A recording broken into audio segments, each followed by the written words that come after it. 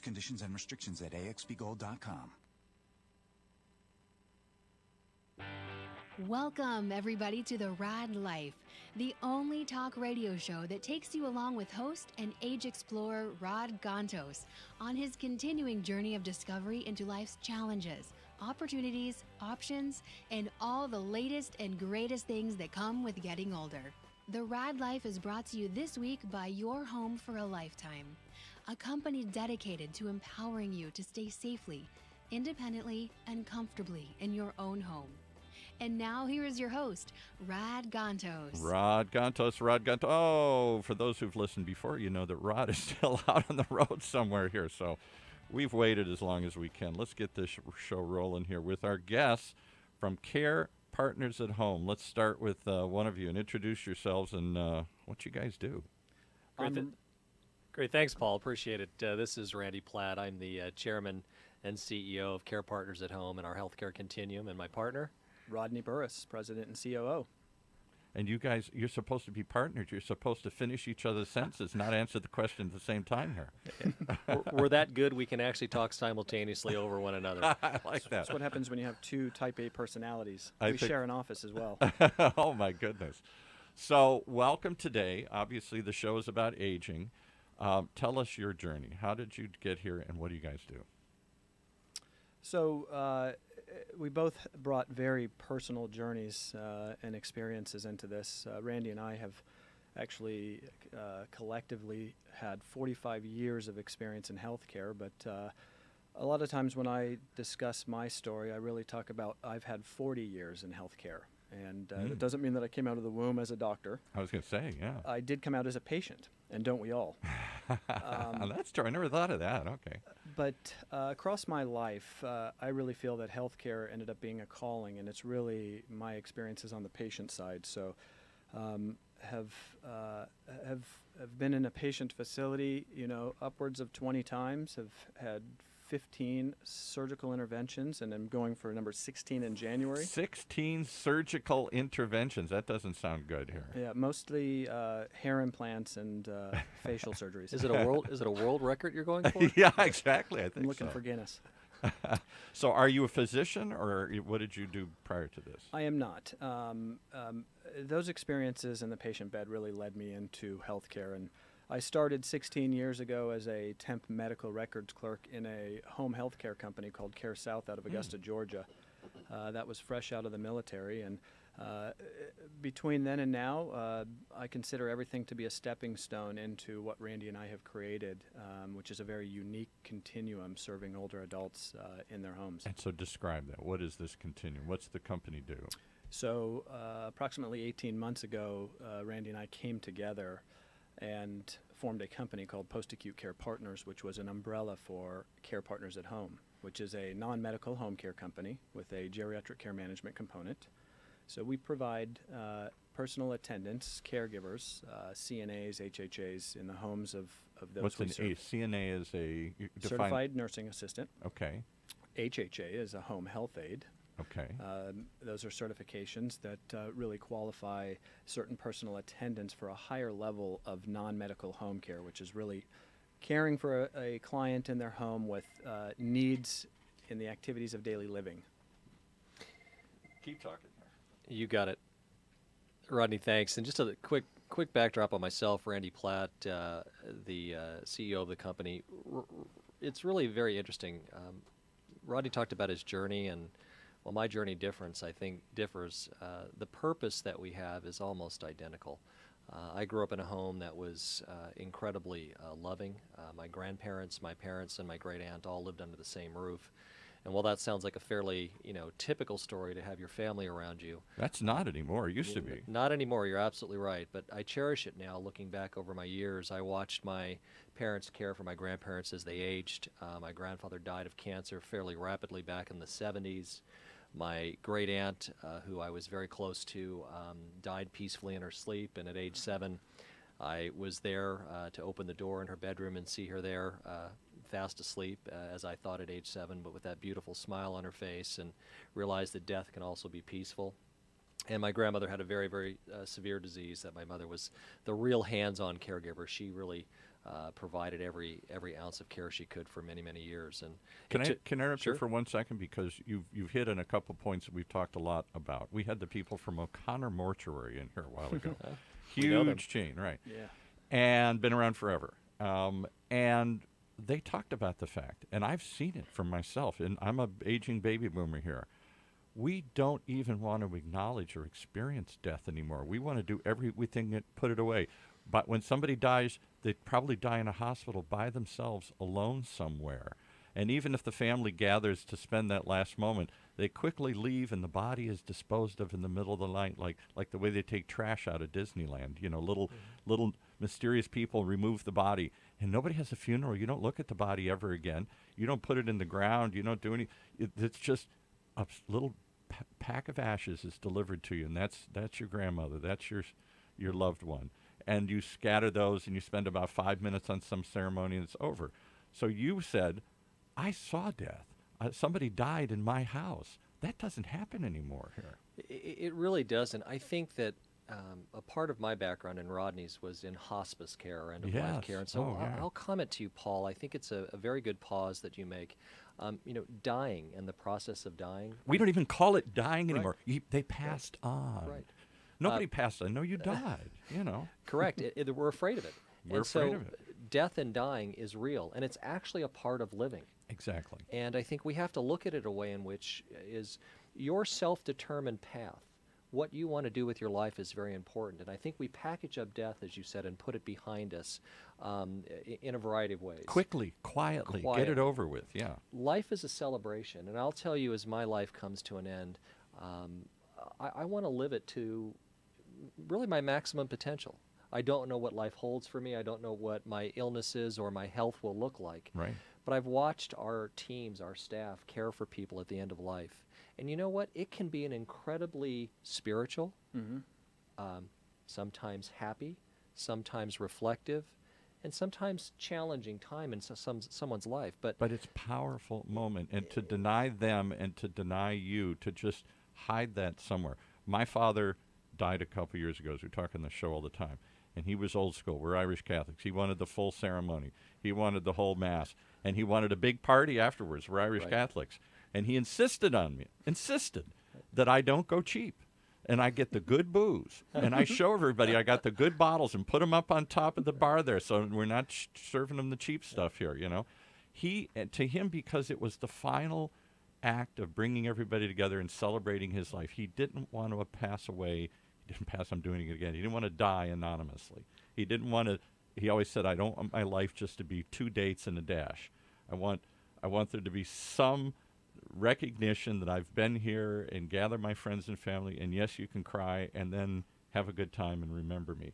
That used to be the norm. Now it's Right. hush hush, you know. Right. And you know what's interesting is, we're kind of slightly touching on it, the celebration of life, right? So at least we're using the word celebration, and that's Right. exactly what you did with your father. You respected what he asked of you, but you also celebrated him, and you celebrated each other. And it's the last chance for me as the only son to be that good son and to try and I spent my whole life trying to please that old man, you know, trying to give him what he wanted and to acknowledge who he was and what he meant to me and to the world here. As opposed to most of my friends, when their father died, I get a notice that Dad died last night. I say, when's the funeral? No funeral. We might have a little gathering, a celebration or something where we're going to scatter some ashes. Maybe.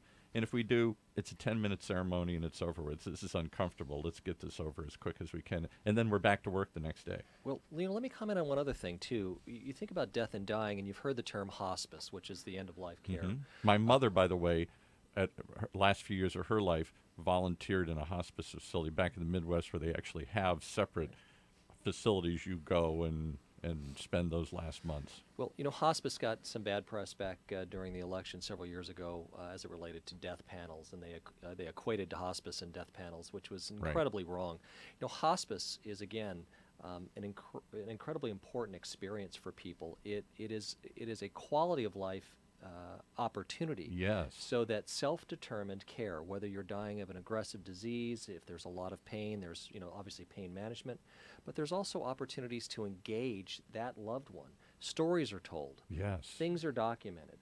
caregivers are involved, and it really is a great experience. And believe it or not, patients actually graduate from hospice. They get better. Cancers get cured. Yeah. They go into remission. Because you don't die alone and anonymously. Absolutely. Well, we're not going to do the show alone and anonymously anymore because Raad Gantos has joined the conversation. What is Welcome. going on around here with like 12 buses Oh, basically come on. coming out? No, there was a motorcade of 12 buses like coaches, right, coming out of the Segerstrom. It had to do with our guests here. They brought a big, I mean, big procession of people like, here.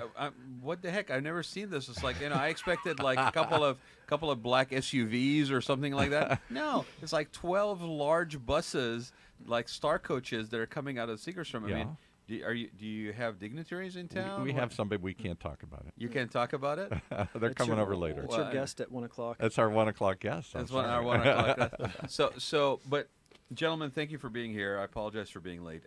The question that I was listening to you guys while I was driving in, and you raise a point regarding the death panels, right? And regarding this sort of lack of understanding, seriously, right? And part of it is nobody really wants to talk about death, right? Right. But it's like, We do. That's what we do every week. no, we do it every week. And I'll tell you, we've been doing it for 3 years, right? And I think that the worry, the fear is kind of, it's always there, but it's kind of lessened by talking about Absolutely. it, right? I think so. And this whole idea of denying that it is part of life, sticking your head in the sand, right, basically about it, until you have to face it, which you know you're going to have to face it, either through yourself or a loved one to begin with, and then eventually on your own, your own self. And not having given yourself the chance to come to terms with it, how you would be in an empowered manner deal with it. What do you want to see happen when it comes to your time, right? And everything that is involved. I mean, in a way, on the most, basic level, who of us really wants to saddle anybody that they have, the kids, spouse, whatever, with the unknown fear of how do I deal with that when it comes So to we just that don't. loved one, right? We put it away. They take the But body. that's almost They hand us a bag of irresponsible, right? ashes. I mean, it's almost irresponsible on our own. Absolutely, and it's funny. I'm sitting here listening, and I know you were listening on the way in. I mentioned about finding my aunt, dead at 7 years old. Yeah. In the early 70s, society would say, "Let's shelter the children from that. Let's Yes. not see it."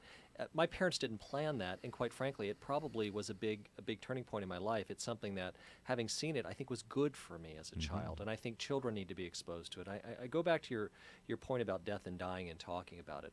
Often, our experience in the healthcare arena with hospice, the staff, dealing with families, and the patient, 9 times out of 10, the patient is more calm, even though they're in pain. Than the the patient family. is aware. Because they've It's come the to accept it, right. They've come to accept it, or they've It's determined where they want to unavoidable. go. Yeah. They've determined where they want to go. They become the great equalizers, many of them, in their own death and dying process, and that's changing in this society. And I think as we all age and we approach death at different times in our lives, I think we'll see more and more But of it. I see it also get politicized, and I think that is just unconscionable. I mean, to play on people's fears, whether it is the person who's concerned about their parent or that person that is getting up there in age, to play on that fear for manipulation of whatever point that you're trying to make is completely Well, unconscionable. that whole death panel idea. Yeah, but was we should be encouraging people to feel empowered in making decisions in a what's the word I'm looking for? Planning. Proactive and planning manner than just basically to be faced with the, oh my God, what do I do now? Right. Because we all know whether it's in buying Christmas gifts, whether it That's an odd analogy. Well, no, because there are people that Death buy. is like buying a Christmas gift. You know what? You know what? Life is a box of chocolates. The celebration of life in any part of life, I'll equate to the fact that, do you buy your Christmas gifts the night before Christmas because you basically didn't shop? Do you buy them online? Do you buy them in person? Is there a ritual that goes with that, basically? I just, Is there a give, sharing I just moment? give money. I stick $1 Right. in an envelope. So my point is this: if you embrace that as an element to celebrate, as something that you feel empowered about, something that you have control over, you have no control over dying, but you have control over how to do that. Absolutely. So let's. And we don't encourage that. We don't talk about that. We don't, it's like the stigma. It's 2017, for God's sake. So perfect segue. We've been focusing on death. This business is not built around death. It's built about quality of care, post-acute care. Talk about that, and what do you do for people? Because that's a whole nother topic. And how do you guys do it differently? Because that's a big part. Because it's another, and I'll just preface it by saying, as anybody who's listened to the show knows, when my parents came to their end, when they came to die, my mother had Parkinson's and all these horrible things. Oh my God, I'm an only child. I wasn't ready for any of this stuff. I hadn't, not just how to handle their death, but how to handle those last couple of years where they needed acute care. So I'm going to put you on the spot again, because we've been doing this show for 3 years. No, don't ask me if I've done anything. I am. I'm going to ask you exactly that, because by example, I want everybody who's listening to realize that you have been exposed to this up close. Like up close and personal in terms of discussion for 3 years. And you still have not done anything to put what you have heard. You know what I've done? I've stuck big advice. I've stuck 2 fingers in both ears, and I've said, no. I've completely shut So how do we deal with people like Paul, gentlemen? Hopefully we convert Paul. We're going to, as partners, we're going to tag. I sit here every week. I don't think. I know you do. No, really, I'm the example. I went through it. I wasn't ready for it. I didn't know where to put Mom and Dad. Suddenly an emergency happened. Dad fell. He's in the hospital. He's stable. They got to pull him out. He's in and out of a coma. What do we do? I don't know. Get him out of here. Right, but so you were subject to that. Yeah. Because of your not knowing, because things were not in place. Okay, so what are you going to do to your daughter that is going to be different? I'm going to make her pay like I paid. It's the fraternity school of life. I went through an awful experience. Now you do. Oh, have it's a to rite go of through passage to walk in unknown. Okay, I see. I do think the world's changing. I know Rodney thinks the world's changing. We see it. We're a storytelling company, and that's very maybe different than the way. Well, let's give the website, guys, if you haven't given it up. Absolutely. So www.carepartners.us is our website. Care Partners at Home. And what do you mean? What do you mean by storytelling? So let me tell a story, and then I think Rodney can share a little bit about what differs and how our company is a continuum. A call came in yesterday. It was pretty timely. We've cared for many people since the start of the company. This individual called. I'll call her Tammy, the daughter of one of our clients. We'd been in the home caring for her ailing father, who had late-stage Alzheimer's disease, in a very normal, happy family here in Orange County. The family unit was really struggling with what to do with their father. He was becoming too much to take care of, but they had to make a choice to bring a caregiver into the home rather than place him. They made that promise many individuals make to their loved ones. I won't put you somewhere. I won't put you in an assisted living, even though there's good options for that. I won't put you in a board and care. I won't put you in a nursing home. She was very distraught, and we began care there just a couple hours a day. They were uncertain. They didn't know what they wanted to do. Having a stranger in their home. All of the fears that come with that. Their father stayed on service with us, progressed in his disease. We were training a backup caregiver, ironically, one morning, where they walked upstairs to get him out of bed, and they found him, much like my aunt, peacefully asleep, and he had passed. The call yesterday was to just say thank you to our entire team for the experience. And her comment was, I don't know what we would have done without you. Now, you've heard this before in other circumstances. Absolutely. It's a reflection on, not Rodney and I, it's a reflection on the people, the caregivers. Norma, Hasna, the first names of the real caregivers that were in that situation. They made such a difference in that life that they were considered family members in the 7 months that the care was being provided. And so that level of intimacy and that story talks about what we really do in helping families cope and care for an individual, where they allow the caregivers to be there so they can go back to being the family members. Because often, as you know, and Rod, we've talked about this when we met last, the spouse caregiver, the adult child caregiver, they're overwhelmed. Oh, they have no clue what they're getting themselves into. Always in that. Yeah, wow, absolutely. I was there. We could talk at length about it. I wasn't ready that my big, strong, tough dad, who was a corporate CEO, is crying after my mother dies and can't be alone at night. And then he starts to fail, and I'm wiping his butt and cleaning up after him because he can't get to the bathroom in time. Well, I mean, horrible. I'm the parent, he's the child. And other than the physical component of it, there's the emotional component of it. There's the impact on the dynamics within the family. The economics. Well, the economics is a huge. I mean, that's one of those things where I don't even begin to understand how we are going to manage with the financial impact that this is really going to have on the larger So I look at population. it this way: being human is Yeah. the great equalizer. You talked about your dad being the CEO, Pretty much. and Right. you know, all of our successes, our spouse's success, what we see in the world. You know, being human is real, Absolutely. and you wipe away all the other accomplishments in your lives when it comes down to the basic care and feeding and loving of the individual. And I think yeah, that's, absolutely. that to me is the beauty of it. I think it's what we see. Dignity and respect at that point. I mean, the thing about it is a lot, like you said, a lot of people is like, well, I'm not going to put you in a home. I'm not, I'm going to take care of you. But at the same time, this is where the oxymoron is, at the same time, you're doing nothing to prepare yourself. And it's almost like you're handicapped, basically making that promise and commitment, right? Whether it's driven by your own guilt or sense of whatever, or by a conscious decision from the older person in the family and the caregiver, or the potential caregiver, Or the caregiver, money, or the cost, whatever, or all that stuff. Yeah. Money is one of it, but I mean the dynamic between other family members, spouses, husband and wife, when one is basically caring for that elder parent and bringing them into their home, and all that goes along with that, the dynamic with the kids, the attention. I mean, it's not an endless fights that go on. pool of energy or resources. that I you was put an only towards it. child. I saw when my wife's mother started to And fail. sometimes marriages fail. We went back to Pennsylvania where she was living alone and shouldn't be, and everybody knew it. And there's this couple of other sisters involved. Everybody had a different idea, and they started fighting over it. And they started arguing over what. Well, and I tried to get Mom to move into an assisted living. Oh my God, you would have thought I was trying to kill her. Absolutely. Well, and I'm not saying give up on the caring for that person in their home, if that is the decision that the family makes or you make as a primary caregiver or decision maker. However, you're doing yourself a complete disservice by taking on that commitment, that responsibility, and not preparing yourself like focusing on what it entails. Because as much as you will prepare yourself, I think everybody that's in this industry will tell you, it is much more than you ever will prepare yourself for. Now, let me give you one Agreed. other problem that struck me and angered me at the time. My dad fell.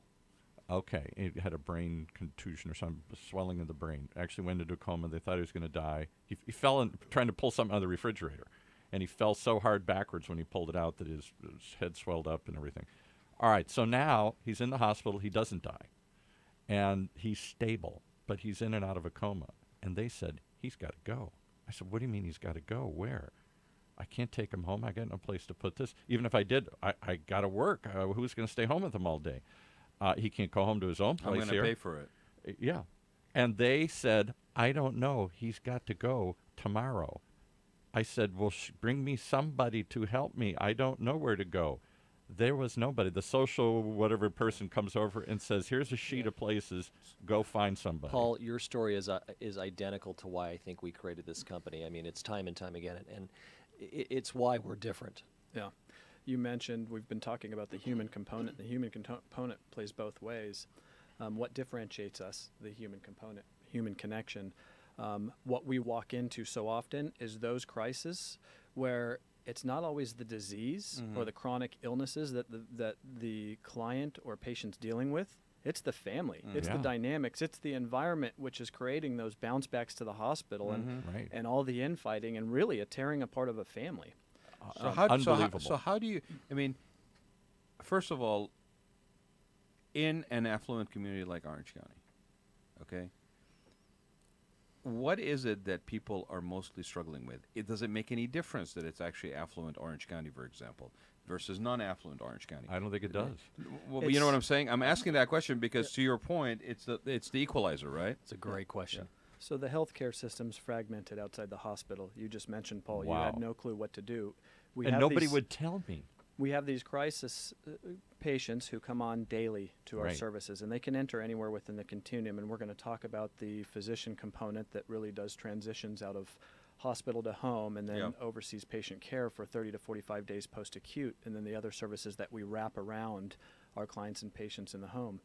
But those are the crises we walk into. And the funny thing is we've talked on all of the pain points already. We've talked about what produces the crisis and the fact that families don't know how to handle it and don't know what to do. And so that's where the infighting starts. Right. And all the and the guilt and everything. Everybody's an expert. Everybody's got a different opinion. What mom should do, what dad would want, all this stuff. But none of it happens until there's a crisis. This post-acute thing. How do you handle that? So there's two different ways that we have to handle it, and both very challenging systems. But it has to be unique to each patient and each client's needs. Sure. But there's the planners, and there's the crisis that there is no planning. And I got to tell you that oftentimes, while we can have successes on both sides, this side of the non-planner, the crisis, is something that's a challenge for us to solve, even in an affluent community like Orange County, because you're asking them to go deeper in their pockets for some of the services that they might need and to make tough decisions that they don't want to make. And often people who have economic means are more challenged to spend it than those who don't. And we have found those of lower socioeconomic means here in Orange County will pull their money together to care for their loved ones. Would Interesting. to expand on that, because you're saying this, and I'm thinking, okay, is it a case where having more resources and a sense of affluence that gives you a sense that you have a little bit more control when you are faced by that crisis, that actually causes it to be more stressful in taking an actual course of action? Is it more streamlined, if you will, if that's a way to describe it, when you don't have that many options and you're faced with this sort of a situation, that you arrive at the course of action that you have to take faster because you don't feel like you somehow misguided or otherwise. I have all these resources. There's got to be an alternative other than the ones that are being told. Do you face that? Because I would think that would That's be an interesting discussion. Yeah. Actually, great point. So I'll answer quickly and say you're right, but it also can be the reverse as well. Those who have lower economic means and just settle for something may not recognize that there's more other for options. them. And so that's how we differentiate ourselves as well. We don't discriminate in our company. It's very unique because we see it all. And so we can actually help somebody who is on a fixed income, Social Security only, and help them find a board and care community through our placement division, right? That would otherwise might be challenging for someone else in the industry to say, well, I have options between $4,000 and $8,000. Well, half of Orange County, probably 2/3 of Orange County can't afford that. Well, I'm being a little facetious when I say affluent Orange County, right? Yeah. Because absolutely. Because Orange County is so diverse on everything, including socioeconomic levels, that when this blanket statement, this broad brushstrokes that we basically define the county on, really it doesn't do us any favors, because there's a lot of members of our community, our brothers and sisters, that fall within all kinds of levels, and we can't just say, oh, it's an affluent community, it'll take care of itself, there's plenty of resources. Right. People need to be educated. How do people find you guys? Can I? Sorry, go ahead. Can I share a story first, and then we'll answer that question? Yeah. And we probably should share two stories. The one who finds us. We and love has stories. Nothing, Stories are great. Yeah. And then the one who's planned, because I think we want to encourage people to plan. I have started to plan with my parents. I've just moved my mother-in-law in with us from Augusta, Georgia, because of everything we witness. Yeah. And so this is the way it has to be within my family, even though I agree, no amount of planning that we do is going to prevent a crisis when I might have a something loved one, happens, right? go through a heart attack or something. When you bought your house, or you made arrangements for where you're going to be here, did you have that in mind, or did you actually had to then go ahead and take other actions, retrofit the house into housing when you're bringing your mother-in-law? So we had always planned on having our parents live with us ultimately, but not in this particular home. Okay. And so we've recognized that moving her in now presents a need for us to have some of our own caregivers in the home because of her knee and hip surgeries and her bedrooms upstairs. And to adapt the house. That's the thing that keeps I've got a 92-year-old aunt, last one I'm tasked with taking care of here. Never got married, no kids, no money, little Social Security, and she lives out. She moved out to be with my mom and dad because she has a rare form of blood cancer that was supposed to take her 20 years ago. She was given 5 years to live. That was 20 years ago. So in the meantime, my mom and dad have died, and now she's alone out in the desert. I can't take her in because I only have an upstairs bedroom. She can't navigate up and down. And my wife and I both work. Who gets to quit and stay home with her? Or how do we afford to have people come? And so I've been trying to come up with an ad hoc group of people out in our church and the community would act trying as to a support system. Meals on Wheels comes. So it acts as a support system. Paul, one of the elements of Care Partners, and Rodney mentioned this, is our case management component. It is, in my mind and in Rodney's mind, what we call the center of the hourglass or the great equalizer on what we do. We help coordinate all of those services that they may want or may not even recognize they have. 98% of the people that make a phone call or find us or are referred directly to us, we find a resource for them, even if it isn't our home care company, even if it isn't our medical group or our placement and case management component, because all the things you mentioned, retrofitting a home. That's what Rod does for a living, yeah, right. Absolutely, and we know Rod's history. It is a big endeavor. We find those resources. If it's as simple as knowing where to go to purchase and install a couple of grab bars, to utilizing some of the good resources here, like different toilet heights and shower and the threshold, all the things I had to do when we had to. We really look to provide all of that stuff and provide it and help people understand how to make good decisions around it. Well, and I tell people all the time is that when you are going to consider some modification for your home, okay, the idea of actually modifying your home to where it's less age vulnerable, or it's more of a they used to refer to it as universal design. Now they refer to it as universal delight. If you want to think about your life being a delight, yes, it's universal delight. There really shouldn't be any barriers, okay, to living, and we didn't go down a path consciously saying the bar heights are got to be at 42, right? Somebody decided I'm going to stand at the bar, and therefore it became 42, and then everybody just copied it. There's no reason you can't have your counters at 34 or 36, right? In a home, you're not subject to ADA by the nature of that being residential. However, there's a lot of benefits in the ADA code if you apply them in residential situations where you can provide environments where multi-generations of people, kids that are injured from surfing that now find themselves in a wheelchair that have nothing to do with age. This is an accident that happened that is equally impactful on the family and the resources. Now you can have everybody sitting around that table, sitting around that kitchen counter and sharing everything like stories, passing on from generation to generation. That's quality of life driven. And those are actually things that have even less cost, because if you think about it, you're going to build a 42-inch wall or you're going to build a 36-inch wall. There's same less cost, less material or same cost. You're going to put in expensive tile on your walls in the bathroom. And can I give stick you in 20 cents worth of since blocking I'm the in the wall. one who went through all this, I'm the everyman that's trying to scare everybody into thinking about these issues. My mom and dad, in their latter years, moved from Michigan to Sun City out in the desert. It's a community for older people. And when they bought the house, it's a single story. They thought this is great. But when my mother developed Parkinson's and started falling and eventually got into a wheelchair, there's a 2-inch or so threshold going in and out of the doors. Because the idea of senior housing over the course, and this is like whether it's a Del Webb or whatever community, the idea behind senior housing has changed so dramatically. Okay, it used to be, well, you have a place for a golf cart, and there's some links on the property, and it's a single story, right? That was it. But then you got this whole big, huge lawn and backyard, and you got to maintain it or whatever, right? Then it became and the bathtub, she couldn't get in out of the bathtub. Yeah, but there was couldn't get in out of the shower, couldn't get in and out of the door. I've said this to you, okay? In a senior living facility. As recently as a couple of years ago in Vegas, brand new development, okay? And I'll spare the name of the developer because I don't want to point it out. Okay? Zero entry at the front door. 4-inch drop at the back. Yeah. Unbelievable. Okay. Corridor widths basically that would not accommodate a 4-foot spacing that is commercial for a reason. Wheelchair, scooter, gurney, whatever, right? Yeah, right? Nothing, right?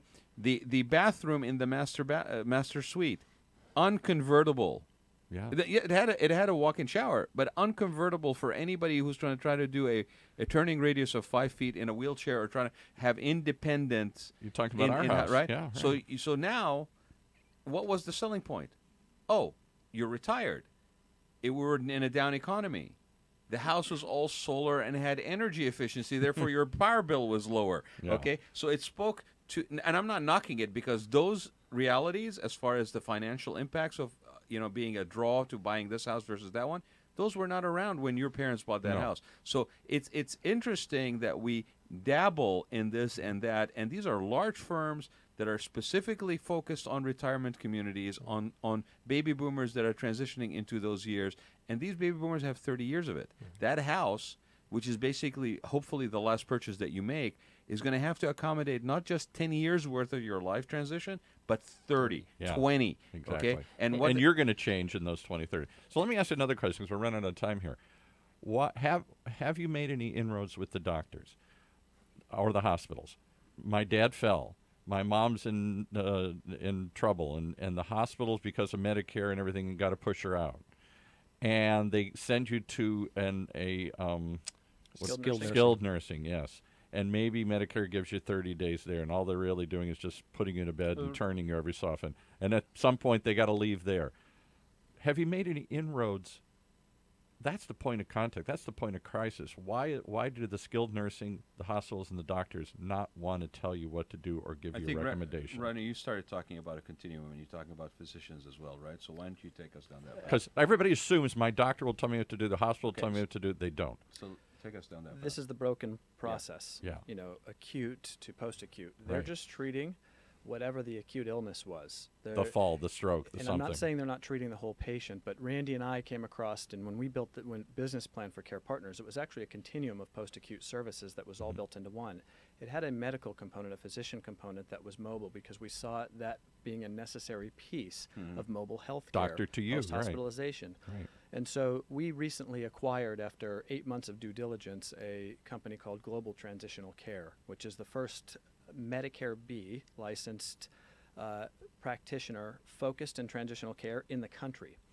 And Medicare Part B is what you pay for if you have supplemental care? Medicare Part B is what is covered as a patient benefit for somebody post-hospitalization. Oh, okay. All right. So we contract with hospitals and essentially put a team in the hospital next to a transitional care coordinator, next to the case management discharge planners, and assist. And that's what they are, discharge planners. They're there to discharge you and get you out as quick as they can. It's to progress to the next step. But they never tell you what the next step is. It's you to figure it out. And sometimes that could change by day, and sometimes it's by physician orders. Right. In this case, with having Global Transitional Care involved, we now will manage the patient post-acute for the next 30 to 45 days. Wow. If they go to the skilled nursing facility, that's not taking days away. We'll still keep in touch with the patient because sometimes there's that step down, and there's either rehab or from a chronic illness standpoint, they're just not ready to progress. And how do from you home. get paid? Is this something out of pocket? I pay for you to take over and help me, guide me through this process, or does Medicare pay for this? Because Medicare doesn't pay for much. I'm shocked to find out. Medicare Part B, so there's a copay, but copays on our patients have typically been between $10 and $75. That's not per visit. That is really for the entire episode. Wow. So let's say your dad came out of the hospital, went right to home. We have a nurse practitioner out there within 24 to 72 hours, and now doing oh, sorry, I thought you were going to jump in. Now doing a complete medication reconciliation. So what were the discharge medications versus all the other providers your dad was seeing before he went in, and what's changed? We could talk a whole show on that. When I went out there, I was shocked to see the litany of pills. I'm like, why are you taking this? But some doctor told me 5 years to do it. Where's that doctor? He died. So here, Paul, it's very interesting, and tying together, I mean, Rodney, you do such a great job, and that's why I respect you as my partner, telling the story. The world has changed dramatically, and I know we have a little bit of time left, but I would say this. Healthcare is episodic, and the world is changing to wellness and recovery. And we That's talked Rod's about whole about self-determined life closure with hospice. Our model is foreseeing, through what we're seeing in the healthcare delivery system, that we can provide part of the continuum through our medical group, through our companion caregiving, through our placement. And we could do other services in healthcare. But we're actually trying to transition that from this episodic level of care, which is very important. When I go into an emergency room and I've had a heart attack, I want that episode addressed. Exactly. But what they don't do is they don't look at the whole person because they can't in their environment. It's not that they don't want to. No. We have incredible healthcare institutions in Orange County and surrounding us. They're that on do to the great next one, jobs. and you're caught. Correct. You have to figure it out from there. You have to figure it out. And I think that's why we saw our company, from our experience, as an ability to create solutions for people where they're paying through government insurance like Medicare, commercial insurance if they have it. There is private pay, which comes out of pocket, which is costly for companion care. And then we work with communities, facilities, and residential homes. Rod, similar to you, part of our career was in assisted living. So we understand what you just went through.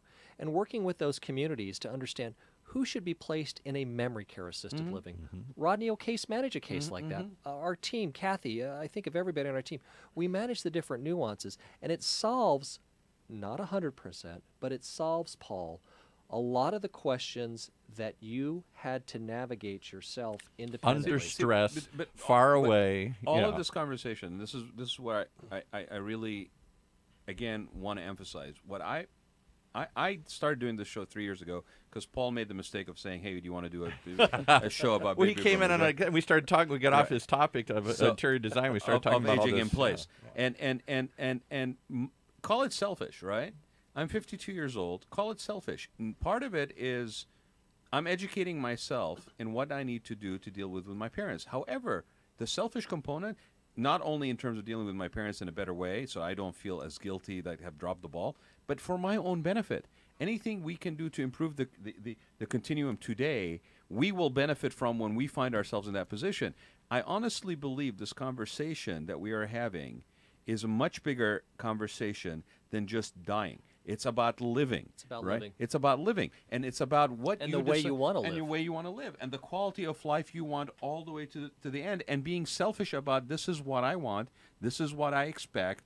There's going to be moments when I may not be lucid and be able to demand it. So what do I put in place to basically safeguard that for myself, for my loved ones, not put the burden on my loved ones? And so this conversation, which people will say, well, we're not going to talk about aging. Oh, when you get older, now we're going to basically talk about aging. And oh man, and I'm whining and complaining and everything aches and all this stuff.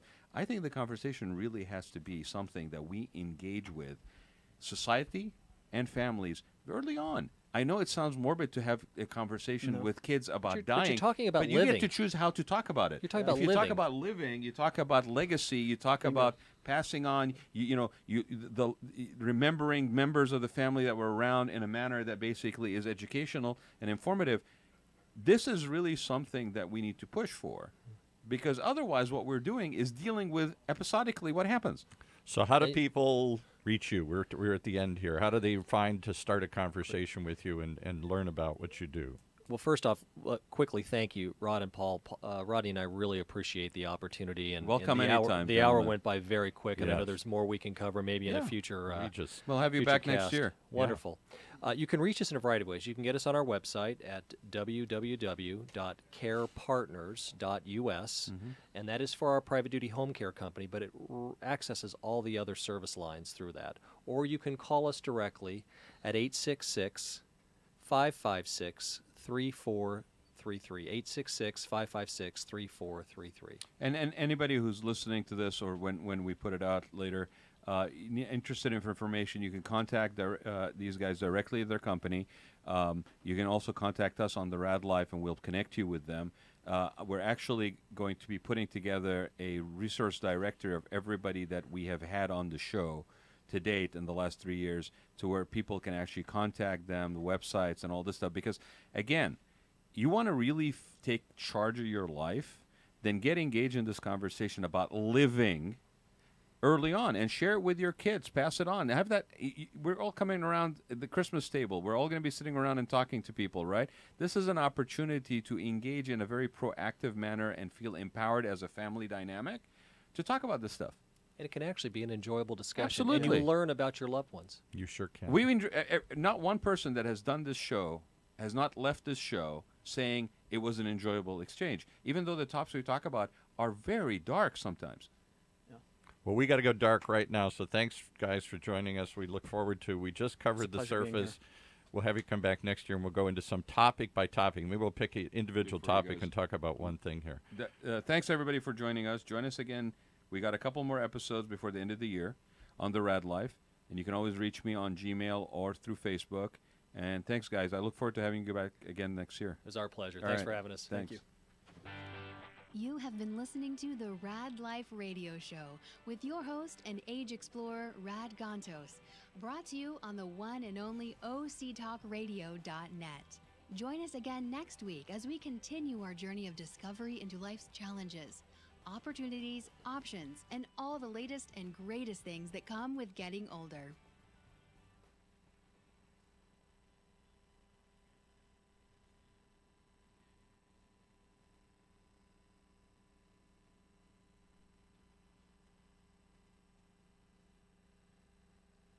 Live from NPR News in Washington, I'm Lakshmi Singh. President Trump's administration is formally recognizing Jerusalem as the capital of Israel, drawing applause from the Israeli government, but anger from the Palestinian Authority and other governments worried about further instability in the Middle East. The president says he's also ordering the State Department to begin the process of relocating the U.S. Embassy from Tel Aviv to Jerusalem. However, today Trump said his decision does not mean the U.S. is taking a position on the final status of Jerusalem. And he said there was no change in the U.S.'s position over the existence of a Palestinian state alongside Israel. The United States would support a two-state solution if agreed to by both sides. NPR's Ruth Sherlock has spoken with a senior representative for the Palestinian Islamist group Hamas outside of Gaza, who warns this U.S. move will cause seismic waves across the region. Rafat Murra, the Hamas spokesman in Lebanon, says that to call Jerusalem the capital of Israel is to hammer the final nail in the coffin for Palestinian rights. He warned the decision will cause seismic instability across the Middle East. In Gaza, Hamas and Islamic Jihad held a small protest. Islamic Jihad leader Ismail Radwan said the Palestinian resistance will retaliate for this crime done by the U.S. administration and the Zionist enemy. In Lebanon, protests broke out in Palestinian camps across the country, and Lebanon's English-language newspaper, The Daily Star, published a full-page photograph of Jerusalem, and above it the headline, "No offence, Mr. President, Jerusalem is the capital of Palestine." Ruth Sherlock, NPR News, Beirut. The Palestinian Authority's president, Mahmoud Abbas, says Trump's decision is, quote, tantamount to the U.S. abdicating its role as a peace mediator. In other news, the fast-moving Thomas Fire in Ventura County has so far consumed 65,000 acres in Southern California. It's burned an untold number of structures and is threatening 12,000 others. Reporter Stephanie O'Neill lives in Ojai, where winds are expected to blow the fire back toward the Ojai Valley. Dozens of fire engines, fire crews, and bulldozer teams are now in Ojai, setting up a protective line against the wildfire as it works its way back toward the already hard-hit Ojai Valley. In the town's upper reaches, comprised of large ranches, the fast-burning flames have left a charred and smoky landscape after fire devoured thick, dry brush that has covered this mountain region for decades. It's unclear how many homes have been lost up here. Up until now, fire support has been minimal, stretched so thin that houses were left to burn with no crews available to put them out. In downtown Ojai, the high school evacuation center remains filled with those who were